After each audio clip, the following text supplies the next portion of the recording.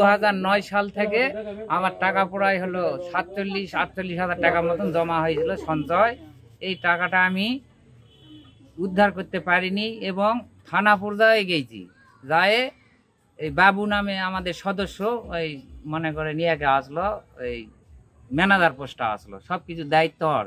এই টাকাগুলো মনে করেন আমার 1 টাকাও আমাদের দেয়নি, ওই টাকাগুলো সম্পূর্ণ আত্মসাৎ করে নিচ্ছে এবং থানা পর্যায়ে গেল। থানার অফিসার এখন কাছে আমরা গোলঘরত বসে ওখানে বৈঠক করে আমরা মিটে দিব। 3-4 বছর থেকে আমি বলতেছি আমরা যে আমাদের সঞ্চয় আমাদের ফেরত দেয়, কিন্তু আমার সঞ্চয়ের পরিমাণ হচ্ছে 39,500 টাকা। তো উনি বলতেছে যে আমি দিতে পারবো না, আপনারা কোন জায়গায় যাই নেবেন সেখান থেকে যাই নেন।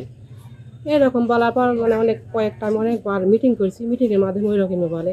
তারপর সমবায় সমিতি ওখানে এক সদস্য আসছিল, অফিসার আসছিল, ওখানে আমরা বললাম যে আমরা মহিলা মানুষ, আমরা অনেক কষ্ট করে সঞ্চয়টা জমা করছি, আমাদের টাকা আমাদের ফেরত দেয় সঞ্চয়টা।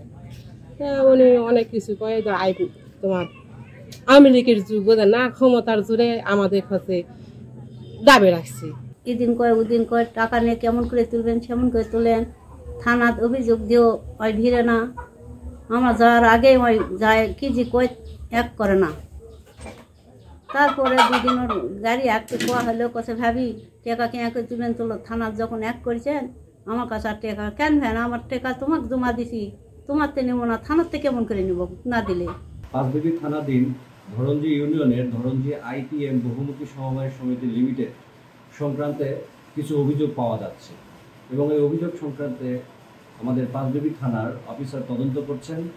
তদন্ত সাপেক্ষে সঠিক ইনফরমেশনের মাধ্যমে প্রয়োজনীয় পরবর্তী আইনানুগ ব্যবস্থা গ্রহণ করা হবে। আমরা 2009 সাল থেকে এই সমিতি চালু করেছি। প্রথমে আমরা 50 টাকা করে সঞ্চয় দিয়েছি, তারপরে 100 টাকা। মৌসুমি চাঁদা 2 বার আমাদের ধান ওঠে, ইরি ধান এবং আমন ধান। এই ধানের সময় কখনো 1000, কখনো 2000, কখনো 5000 এভাবে টাকা তোলে। সমিতির সভাপতি সম্পাদক একবার একজন হয়, আমিও একবার সভাপতি ছিলাম সমিতির, এবং পুঙ্খানু করে আমি সমিতিতে সব টাকা পয়সা বুঝাইয়া দিছি এবং পরবর্তী সভাপতি সেগুলা বুঝিয়ে নিছে। আমার বিষয়ে যে অভিযোগ করা হয়েছে মূলত এটা সম্পূর্ণ মিথ্যা ও ভিত্তিহীন, কারণ আমি দায়িত্বকালীন থাকার সময়ে আমার স্বচ্ছ হিসাব তাদের কাছে দিয়েছি এবং সেখানে আমার কাছে যেটা পাওনা আছে সেটা আমি যে কোনো সময় দিতে প্রস্তুত।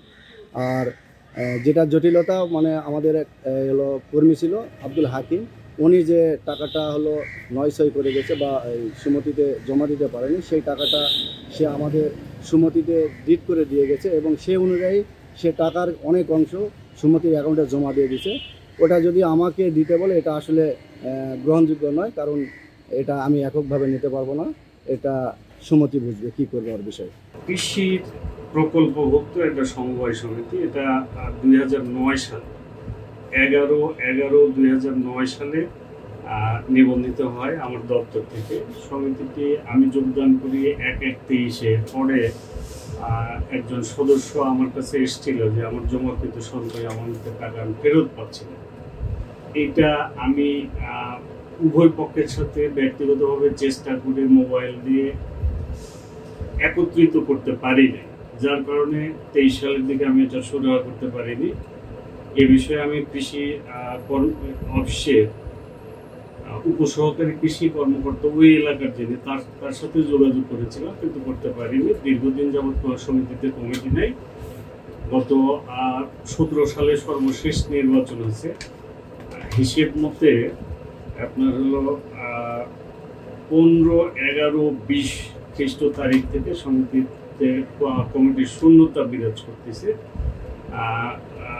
বার্ষিক অডিট দীর্ঘদিন যাবৎ সেটাকে অকার্যকর সমিতি হিসেবে দেখানো হচ্ছে এবং খুব দ্রুত এটা নিবন্ধন বাতিল প্রক্রিয়ায় আছে, বাতিল করা হবে।